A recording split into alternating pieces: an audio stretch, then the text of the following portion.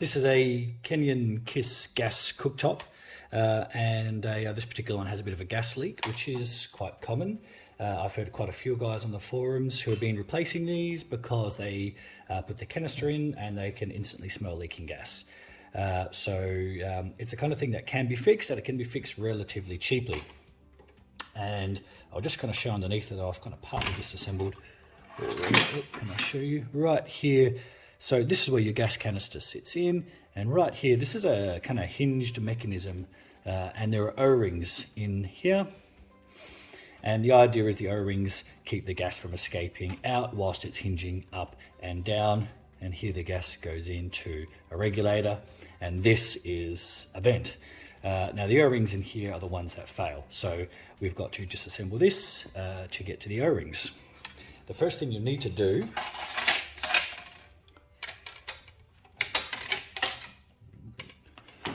first thing you need to do is take off this little protective or decorative cover. So I've already started to kind of pop it off. You just need to peel it off. It's held in place with some double-sided tape.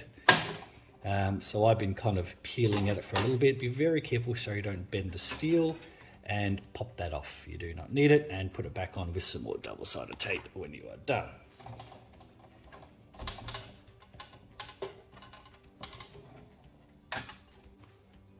Alright, first thing I just need to remove it. I have the right screwdriver, of course.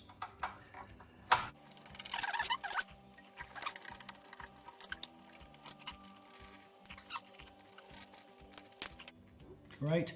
Now these little guys here, as you can see, are actually springs, and they are not too bad to pop out, but they're the worst part about putting it all back together because they are fiddly. So make sure you take note of where the springs catch, so you can return it back to its working position. So you can see the springs here, they catch just above here and down below here on these posts. So I'm going to disassemble it. It'll pop out and look a bit ugly, and then show you kind of what it looks like. Now we've got what we need to work on. This can be pushed to one side. Great. Right, so now we've got to pop off these here circlips.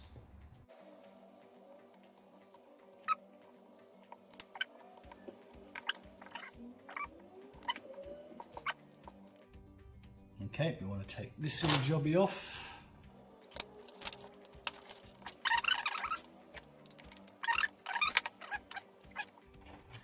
And now, with a little bit of sliding, we should be able to pull it right out. Done. Alright, so let me just come up to the camera and show you all. These are the O-rings that fail. Right there. So they're the ones we need to change. I've got just myself a very small little flat head screw that I used to pry them off. I don't have a tool, you don't need it if you don't have one. And we're going to put some brand spanking new O-rings right in there.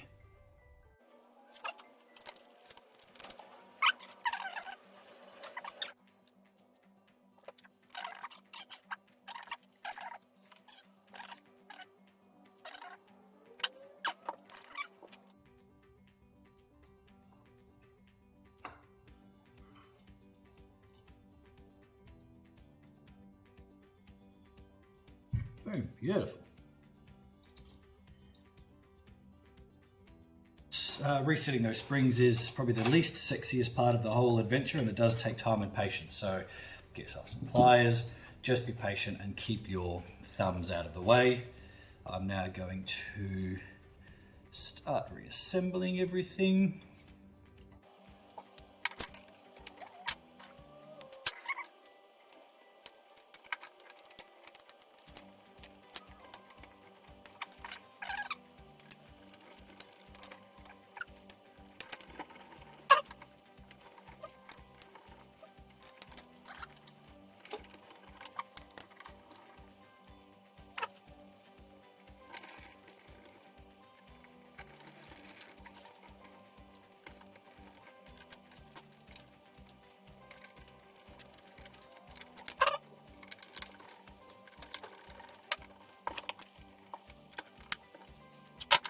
Now for the test. I'm just going to pop in a normal canister, and essentially I'm just going to listen to make sure it's not leaking, and then I will do the bubble test later on.